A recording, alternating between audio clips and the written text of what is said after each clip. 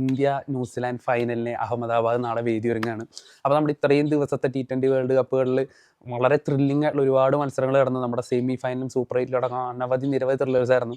ഈ കഴിഞ്ഞ India England മത്സരം പോലും ഒരു ലാസ്റ്റ് ഓവർ ത്രില്ലർ തന്നെയായിരുന്നു.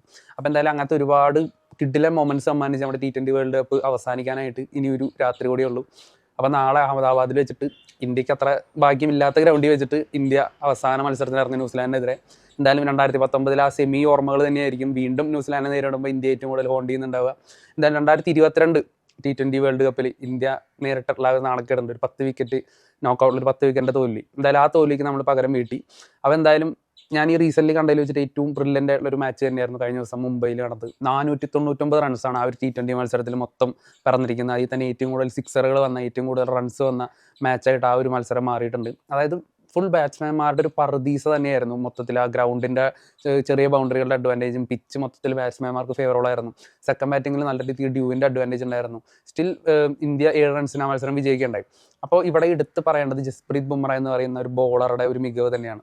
അതായത് സെക്കൻഡ് ഇന്നിങ്സിൽ ഇത്രയും കിടിലനായിട്ട് കളിച്ചുകൊണ്ടിരുന്ന ഇംഗ്ലണ്ട് ടീമിനെതിരെ അവസാനത്തെ ആ ഒരു 4 ഓവറിനിടയിൽ 2 ഓവർ അദ്ദേഹം വന്ന് എറിഞ്ഞ് ആ മത്സരം ഇന്ത്യക്ക് കൈപ്പിടിയിൽ ഒതുക്കാനായിട്ട് സഹായിക്കുകയാണ്.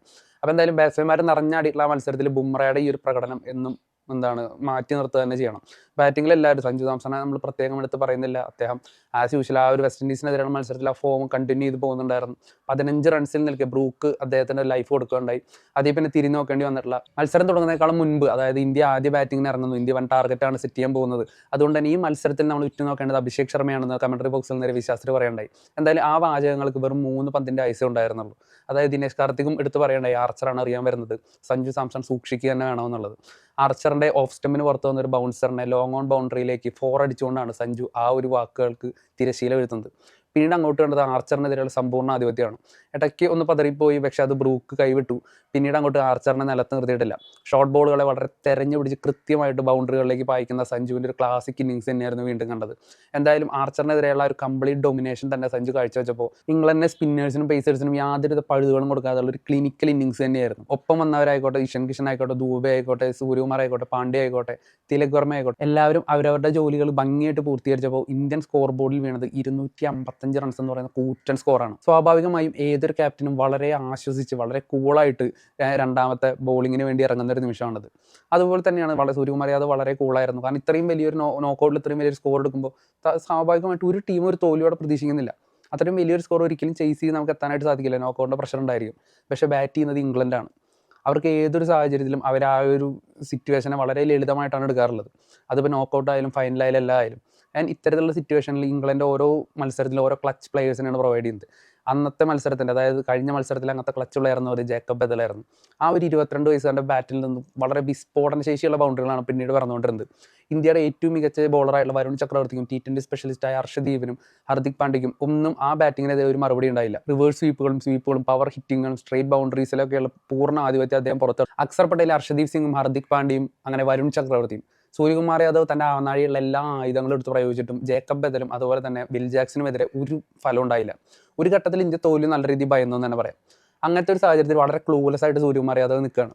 ആ ഒരു സംഭവത്തിൽ അദ്ദേഹം ഒരുപക്ഷെ 2 വർഷം മുൻപ് കെന്നിങ്ടൺ ഓവലിലെ ആ ഫൈനൽ മത്സരം നടന്ന ആ ഒരു മൈതാനത്തിലെ അവസാനത്തെ 5 ഓവറുകളിലേക്ക് തൻ്റെ മൈൻഡ് പോയിട്ടുണ്ടാവും.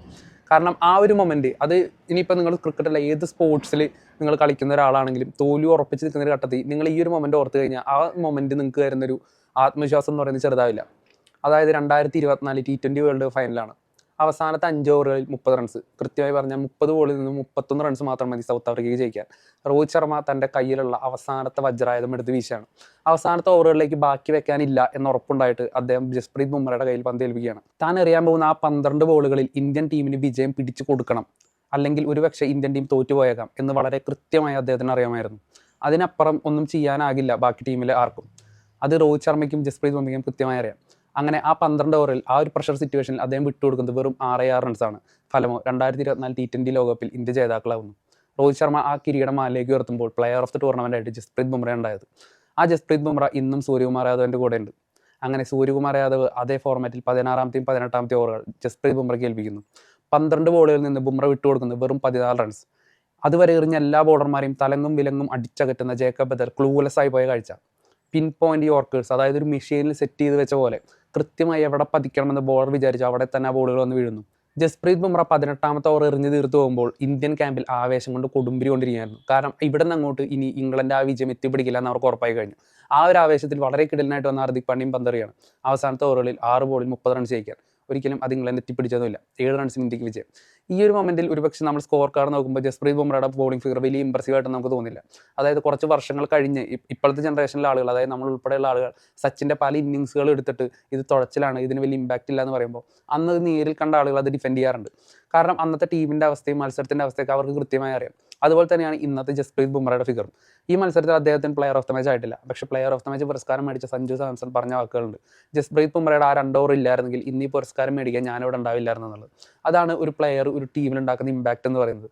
അത് നമുക്ക് നമ്പറുകൾ നോക്കിയിട്ട് നമുക്ക് മനസ്സിലാക്കാൻ സാധിക്കില്ല. T20 ഇന്റർനാഷണൽ വെറും 7 പ്ലെയർ ഓഫ് ദ മാച്ച് പുരസ്കാരങ്ങൾ മാത്രമുള്ള ബുംറ ഒരു വരുംകാലത്തിൽ ഒരുപക്ഷെ ഒരു ലെജൻഡായിട്ടോ അല്ലെങ്കിൽ ഓൾ ടൈം ഗ്രേറ്റ് ആയിട്ടൊന്നും അന്നത്തെ ഈ സ്റ്റാറ്റ്സ് നോക്കുന്ന ആളുകൾ ചിലപ്പോൾ വിശേഷിപ്പിച്ചെന്ന് വരില്ല. പക്ഷേ ഇന്ന് ഈ മത്സരങ്ങളൊക്കെ ലൈവായിട്ട് കണ്ട നമുക്കറിയാം ബുംറയുടെ ഏത് ലെവലാണെന്നുള്ളത്. 3 ഫോർമാറ്റും കളിക്കുന്ന പ്ലെയേഴ്സിൽ ഇന്നത്തെ എന്നല്ല ഓൾ ടൈം ലെജൻഡ് അല്ലെങ്കിൽ ഓൾ ടൈം ഗ്രേറ്റ് എന്ന് നമുക്ക് കണ്ണും പൊട്ടി വിളിക്കാവുന്ന ഒരേ ഒരു പ്ലെയർ ജസ്പ്രീത് ബുംറ മാത്രമാണ്. അഹമ്മദാബാദിലേക്ക് വരുമ്പോൾ ഇന്ത്യ ഏറ്റവും പേടിക്കേണ്ടത് ഇന്ത്യക്ക് സെമി ഫൈനലിൽ നഷ്ടമായ ഒരു കാര്യത്തെ പറ്റി തന്നെയാണ്, അതായത് ടോസ്. സെക്കൻഡ് ബാറ്റിങ്ങിൽ അഹമ്മദാബാദിലെ പിച്ച് ഏത് തരത്തിൽ ചേഞ്ച് ചെയ്യുക എന്നുള്ളത് നമ്മൾ കഴിഞ്ഞ south Africa versus New Zealand semi ഫൈനലിൽ കണ്ടതാണ്. ഇപ്പോൾ സൗത്ത് ആഫ്രിക്കനൊക്കെ പലരും കളിയാക്കുന്നു ചോക്കേഴ്സ് എന്നൊക്കെ വിളിച്ചിട്ട്. പക്ഷേ ക്രിക്കറ്റ് പോലത്തെ ഒരു ഗെയിമിൽ മാച്ചിൽ നമ്മൾ ഗ്രൗണ്ടിൽ എത്രത്തോളം എഫേർട്ട് ഇടുന്നു, എത്രത്തോളം നമ്മൾ ടാലൻറ്റഡ് ആണ് എന്നുള്ളതിനേക്കാൾ എക്സ്റ്റേണൽ ഫാക്ടേഴ്സ് ഒരുപാട് അഫക്റ്റ് ചെയ്യുന്നൊരു കാര്യം നമ്മൾ കഴിഞ്ഞ മത്സരത്തിൽ തന്നെ കണ്ടതാണ്. അതായത് ഫസ്റ്റ് ബാറ്റിങ്ങിൽ ഒരു റാങ്ക് ടേണറായിട്ട് അല്ലെങ്കിൽ ബാറ്റ്സ്മാൻമാർക്ക് വളരെ ബുദ്ധിമുട്ടായിട്ട് കളിക്കാനായിട്ട് തോന്നിയിട്ടുള്ള ഒരു പിച്ച് സെക്കൻഡ് ബാറ്റിങ്ങിൽ നേരെ തലതിരിഞ്ഞൊരു ഫ്ലാറ്റ് ട്രാക്കായിട്ട് മാറുന്ന ഒരു അത്ഭുത പ്രതിഭാസമാണ് നമ്മൾ കഴിഞ്ഞ ദിവസം നരേന്ദ്രമോദി സ്റ്റേഡിയത്തിൽ, ഗുജറാത്തിലെ സ്റ്റേഡിയത്തിൽ കണ്ടത്. ന്യൂസിലാൻഡ് വളരെ ഈസി ആയിട്ട് അവിടെ ബൗണ്ടറി ഹിറ്റ് ചെയ്യുമ്പോൾ സൗത്ത് ആഫ്രിക്കയ്ക്ക് ഫസ്റ്റ് ബാറ്റിംഗ് എന്ന് പറയുന്നത് വളരെ ദുഷ്പ്രഭമായിട്ടുള്ളൊരു സംഭവം തന്നെയായിരുന്നു. അവസാനത്തെ ഓവറുകളിലാണ് അവർ കുറച്ച് റൺസ് അടിച്ചത് തന്നെ. അപ്പോൾ അത്തരത്തിലുള്ളൊരു അവസ്ഥ ഇന്ത്യക്ക് വന്നു കഴിഞ്ഞാൽ, അതായത് സെക്കൻഡ് ബാറ്റിങ്ങിനാണ് അഡ്വാൻറ്റേജ്, അത് ഇന്ത്യ ഫസ്റ്റ് ബാറ്റ് ചെയ്യുന്നു എന്നൊരു അവസ്ഥ വന്നു കഴിഞ്ഞാൽ ഒരു പക്ഷേ ആ കിരീടം നമുക്ക് കൈവിട്ട് പോകാനായിട്ട് ചാൻസ് ഉണ്ട്. അതുകൊണ്ട് തന്നെ അത്തരത്തിലുള്ളൊരു പിച്ച് ICC ഉണ്ടാക്കില്ല എന്ന് തന്നെ നമുക്ക് വിചാരിക്കാം അല്ലെങ്കിൽ അങ്ങനെ ആഗ്രഹിക്കാനേ പറ്റുള്ളൂ. ടോസ് തന്നെയാണ് മെയിൻ ആയിട്ടുള്ള നമുക്കൊരു കാര്യം എന്ന് പറയുന്നത്. ടോസ് കിട്ടിക്കഴിഞ്ഞാൽ നമുക്ക് വിജയം ഒരു 50% മുകളിൽ ഉറപ്പിക്കാനായിട്ട് സാധിക്കും. എന്തായാലും ക്യാപ്റ്റൻ സൂര്യകുമാർ യാദവിൻ്റെ ഒരു ബാറ്റിംഗ് പെർഫോമൻസ് എടുത്ത് പറയുന്നില്ല, എന്നാൽ പോലും അദ്ദേഹത്തിൻ്റെ ഫീൽഡിലെ കാര്യങ്ങളൊക്കെ അല്പം ശോകം തന്നെയായിരുന്നു. ബോളേഴ്സ് അടി കിട്ടിക്കൊണ്ട് ഭയങ്കര ശോകമായിട്ട് നിൽക്കുന്ന ടൈമിൽ പോലും അദ്ദേഹം കാര്യമായിട്ട് ആരെയും മോട്ടിവേറ്റ് ചെയ്യുക അല്ലെങ്കിൽ ബോളേഴ്സിൻ്റെ അടുത്ത് നിന്ന് അവരായിട്ട് കമ്മ്യൂണിക്കേറ്റ് ഒന്നും ചെയ്യുന്നില്ല. ബട്ട്ലറിൻ്റെ വിക്കറ്റ് പോയിട്ടുള്ള ആ ഒരു ഓവറിൽ തന്നെ നമ്മൾ നോക്കിയാൽ മനസ്സിലാവും. സഞ്ജു സാംസൺ ആണ് അമ്പയറോട് ചോദിച്ച് വരുൺ ചക്രവർത്തിയുടെ അടുത്ത് പോയിട്ട് അദ്ദേഹത്തിന് കാര്യങ്ങളൊക്കെ പറയുന്നതും സംസാരിക്കുന്നതൊക്കെ.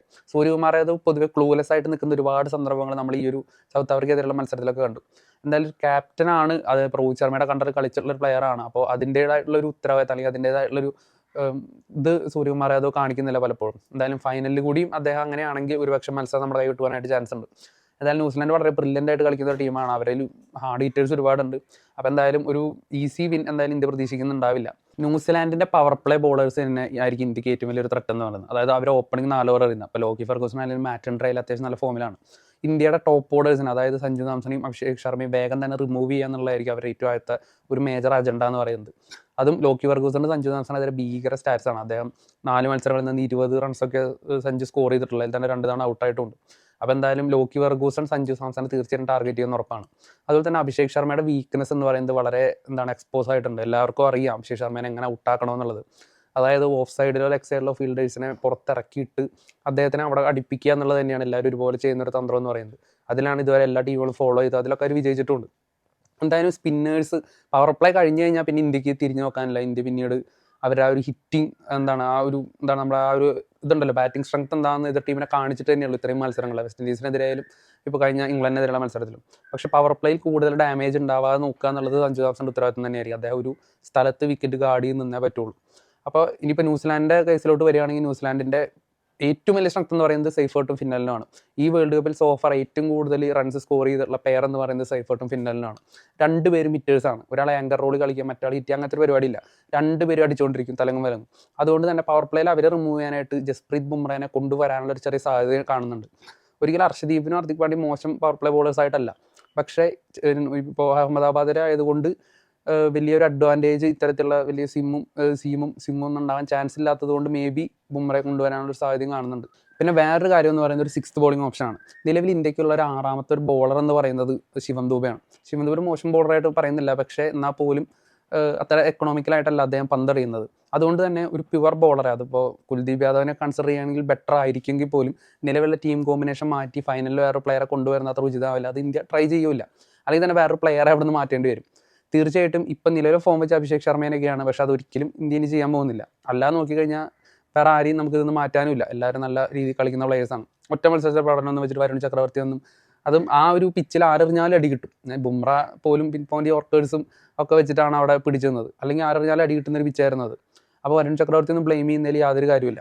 അപ്പോൾ എന്തായാലും ഇന്ത്യ ഈ സെയിം ടീം വെച്ചിട്ട് തന്നെ ആയിരിക്കും ഇറങ്ങുന്നുണ്ടാവുക, നോ ചേഞ്ചസ്. എന്തായാലും നിലവിലത്തെ ടൂർണമെന്റ് സോഫാർ നോക്കി കഴിഞ്ഞാൽ ഇന്ത്യൻ ടീമിന്റെ വിജയ ഫോർമുല എന്ന് പറയുന്നത് ഒരു ടീം ഗെയിം തന്നെയാണ്. ടീമിലെ ഓരോരുത്തരും നമുക്ക് കിട്ടുന്നതാണ്. സഞ്ജു സാംസൺ, ഇഷൻ കിഷൻ, സൂര്യകുമാർ യാദവ്, തിലക് വർമ്മ, ഹർദിക് പാണ്ഡ്യ, ശിവൻ ദുബെ, അക്സർ പട്ടേൽ, വരുൺ ചക്രവർത്തി, ജസ്പ്രീത് ബുംറ, ഹർഷദീപ് സിംഗ്, അങ്ങനെ എല്ലാവരും അവരുടേതായിട്ടുള്ള ഒരു പാർട്ട് ഏതെങ്കിലും മത്സരത്തിൽ വന്നിട്ടുണ്ട്. അഭിഷേക് ശർമ്മ ഒരു മത്സരത്തിൽ 50 അടിച്ചിട്ടുണ്ട്. അപ്പോൾ മൊത്തം ടീമും എല്ലാ മത്സരത്തിലും ഇന്ത്യയുടെ വിജയത്തിനായിട്ട് കോൺട്രിബ്യൂട്ട് ചെയ്യുന്നുണ്ടെന്നുള്ളതാണ്. അത് ബാറ്റിങ്ങിലും ബോളിങ്ങിലും ഫീൽഡിങ്ങിലും. അപ്പോൾ ഈ ഒരു ടീം ഗെയിം തന്നെയാണ് ഇന്ത്യ, അല്ലെ ഒറ്റ പ്ലെയറെ ചിറകിലേറിയിട്ടൊന്നുമല്ല. നമ്മൾ 2014-16 വേൾഡ് കപ്പിൽ കോഹ്ലി ഒറ്റയ്ക്ക് ഇന്ത്യ കൊണ്ടുപോയ പോലെ ഒന്നുമല്ല ഇന്നത്തെ ഇന്ത്യ എന്ന് പറയുന്നത്. ഒരു ടീമായിട്ട് ആ ഫുൾ ടീമും ഇന്ത്യൻ വിജയത്തിൽ കോൺട്രിബ്യൂട്ട് ചെയ്യുന്നുണ്ട്. അപ്പോൾ അതുകൊണ്ട് തന്നെ ഏതെങ്കിലും ഒരു പ്ലെയറെ ആശ്രയിക്കാണ്ട്, അല്ലെങ്കിൽ ഒരു വിക്കറ്റ് പോയാലോ ഒരു പ്ലെയർക്ക് അടി കിട്ടിയാലോ ഒന്നും നമുക്കങ്ങനെ ഒരു മത്സരം കൈവിട്ട് പോകുന്നൊരു സാഹചര്യം നിലവിലില്ല. എന്തായാലും ഫൈനലിൽ ഇന്ത്യ മെയിനായിട്ട് ടാർഗറ്റ് ചെയ്യേണ്ടത് ന്യൂസിലാൻഡ് ഓപ്പണേഴ്സിന് തന്നെയായിരിക്കും. ഓപ്പണിംഗ് പോയി കഴിഞ്ഞാൽ ന്യൂസിലാൻഡ് ടീമിൻ്റെ സ്കോറിംഗ് വേഗത കുറയും എന്നുള്ളത് 100% ഉറപ്പാണ്. സൈഫേർട്ടും ഫിന്നലും പുറത്തായി കഴിഞ്ഞാൽ പിന്നീട് വരുന്ന രച്ചിൻ രവീന്ദ്ര, ചാപ്മാൻ, ഫിലിപ്സ് അല്ലെങ്കിൽ ഡാരി മിച്ചൽ, ഇവരാരും ആ ലെവലിൽ ഒരു ബ്രൂട്ടൽ ഹിറ്റിംഗ് ഇന്ത്യക്കെതിരെ നടത്തില്ല. അത് നമ്മൾ കഴിഞ്ഞൊരു വേൾഡ് കപ്പിൽ, കഴിഞ്ഞൊരു ബൈലാറ്ററൽ സീരീസിൽ കണ്ടതാണ്. അപ്പോൾ എന്തായാലും ആ സീരീസ് ഇന്ത്യ തൂക്കിയതാണ്. അപ്പോൾ അതിൻ്റേതായിട്ടുള്ള അഡ്വാൻറ്റേജ് ഇന്ത്യക്കുണ്ട്. എനിവേ ഫൈനൽ എന്ന് പറയുന്നത് ഒരു സെപ്പറേറ്റ് മത്സരം തന്നെയാണ്, അതൊരു സെപ്പറേറ്റ് പ്രഷറാണ്. അപ്പോൾ അത് അതിജീവിക്കുക തന്നെ വേണം. എന്തായാലും ഇന്ത്യക്ക് തന്നെയാണ് നമ്മളിപ്പോഴും മുൻതൂക്കം കൊടുക്കുന്നത്. 2014 വേൾഡ് കപ്പ് സെമി ഫൈനലിൽ ആ ഒരു പരാജയ ഓർമ്മകൾ നമ്മൾ വീണ്ടും ന്യൂസിലാൻഡിനെ തോൽപ്പിച്ചുകൊണ്ട് തീർക്കണം എന്നാണ് ഞാൻ ആഗ്രഹിക്കുന്നത്. എന്തായാലും മത്സരത്തിൻ്റെ വിധി എന്തായാലും ഇന്ത്യക്ക് അനുകൂലമാവട്ടെ എന്ന് വിചാരിക്കുന്നു. അപ്പോൾ എന്തായാലും നമ്മൾ മത്സരം കഴിഞ്ഞിട്ട് നമ്മൾ അടുത്ത വീഡിയോ ആയിട്ട് വരുന്നതായിരിക്കും. നിങ്ങൾക്ക് നമ്മുടെ വീഡിയോ ഇഷ്ടപ്പെടുന്നുണ്ടെങ്കിൽ നിങ്ങൾ തീർച്ചയായിട്ടും ലൈക്ക് ചെയ്യുക, ഷെയർ ചെയ്യുക, സബ്സ്ക്രൈബ് ചെയ്യുക. നമ്മുടെ വീഡിയോ പറ്റിയുള്ള അഭിപ്രായങ്ങളൊക്കെ നിങ്ങൾ കമൻറ്റ് ചെയ്യുക. നിങ്ങൾക്ക് നിങ്ങളുടെ അഭിപ്രായങ്ങൾക്ക് തന്നെ പറ്റിയുള്ള മത്സരത്തെ പറ്റിയുള്ള നിങ്ങളുടെ അഭിപ്രായങ്ങൾ നിങ്ങൾ കമൻറ്റ് ചെയ്യുക. അപ്പോൾ നമ്മളത് വായിക്കുന്നതായിരിക്കും. അപ്പോൾ എന്തായാലും നിങ്ങളുടെ സപ്പോർട്ട് ഉണ്ടെങ്കിൽ നമുക്ക് മുന്നോട്ട് പോകാനായിട്ട് സാധിക്കും. എന്തായാലും നിങ്ങൾ സപ്പോർട്ട് ചെയ്യുക. എന്തായാലും താങ്ക് യു.